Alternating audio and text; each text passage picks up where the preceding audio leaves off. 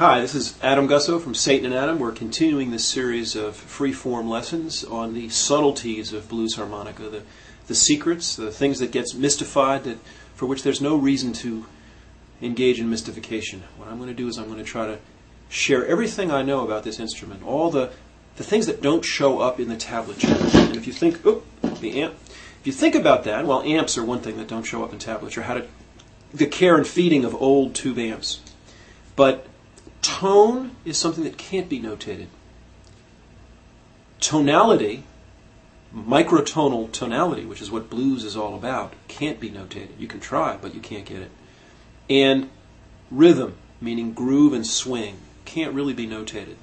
Well, those four things, or those 3.5 things, tone, microtonal tonalities, and swing and groove, if that's not the heart of blues harmonica, I don't know what is. And of course, this stuff can't be notated. And I think, so any method you've got that doesn't really engage that paradox isn't really teaching anything. So let's talk a little bit about tone. And I want to talk about the one-hole draw. Now I'm using a B-flat harp.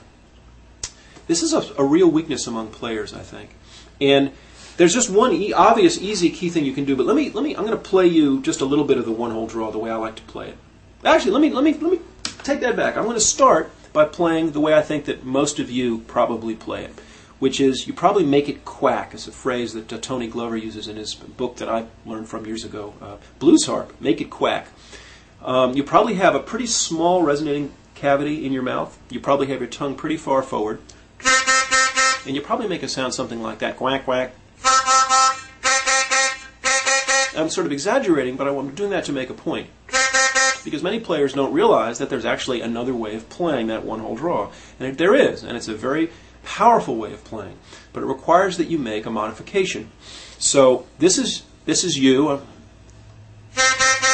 this is me. Let me try that again. You. Now what did I do? Can you figure that out? Well, I dropped my jaw. There's a CD with Big Walter Horton and Carrie Bell, where Big Walter's like that. Well, that's what he's doing.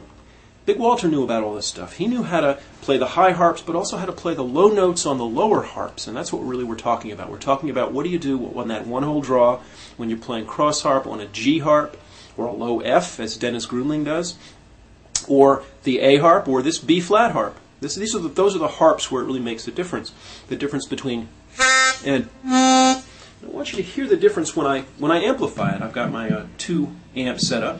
So this is the bad way, and this is. When I add vibrato, let me do without vibrato and then with vibrato, and then with. And if you come into it with a bend.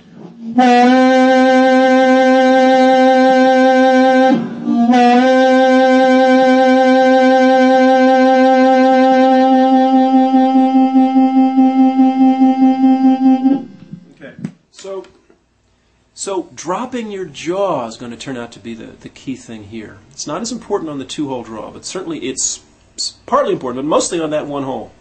And if you reverse that process, raise your jaw,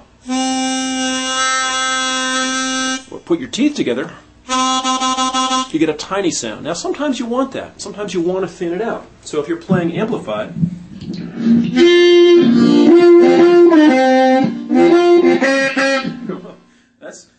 that was making it quack, right? Mostly I want the low, strong sound, right?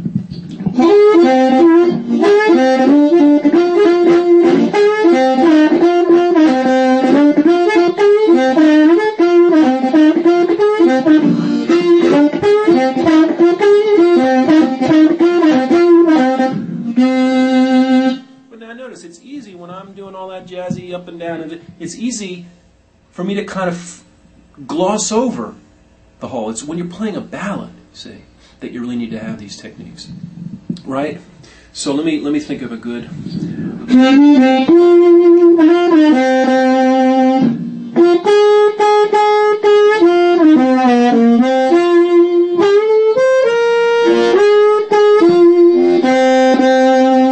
Not a ballad, that's just a slow blues, but But you get the idea. Okay. Let's talk about vibrato, not on the 1-hole or 2-hole, but on the 4-hole.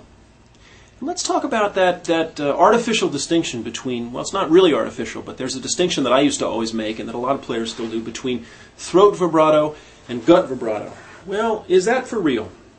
Now, and the idea used to be that throat vibrato somehow was higher and more percussive, and that it was the real thing you wanted was the gut vibrato. I think that's not true. I think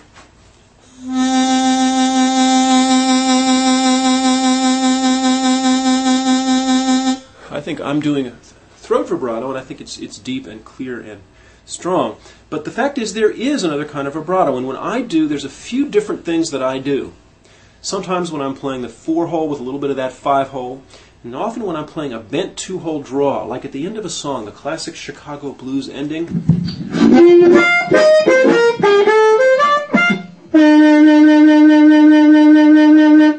Now, if I did that with my throat, even as well developed as my throat vibrato is, it wouldn't work.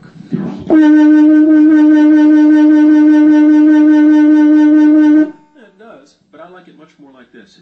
What am I doing? Well, I'm going to show you.